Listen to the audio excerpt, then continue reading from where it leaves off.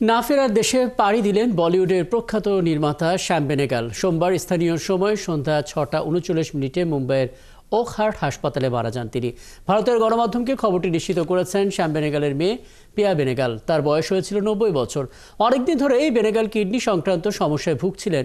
গেল 14 ডিসেম্বর 90 বছর পূর্ণ করেন প্রখ্যাত নির্মাতা।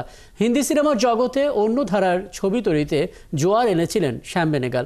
1970 এবং 1980-র দশকে ভারতীয় সমান্তরাল চলচ্চিত্র আন্দোলনের অন্যতম প্রাণপুরুষ ছিলেন তিনি প্রথমে টেলিভিশন এবং তথ্যচিত্র নির্মাণের কাজ শুরু করেন। এরপর 1970-এর দশকে ফিচার ফিল্ম নির্মাণ শুরু করেন। তার কালজয়ী চলচ্চিত্রগুলোর মধ্যে আছে Nishant, Manthan, Bhumika, Kaliyug, Netaji Subhas Chandra Bose, the forgotten hero. সবশেষ বঙ্গবন্ধুর বায়োপিক নির্মাণ করেন শ্যাম বেনেগাল। ভারত সরকার 1976 সালে পদ্মশ্রী এবং 1991 সালে পদ্মভূষণ দিয়ে সম্মানিত করেছিলেন তাকে। শ্যাম বেনেগালের মৃত্যুতে ভারতীয় চলচ্চিত্র অঙ্গনে নেমে এসেছে শোকের ছায়া।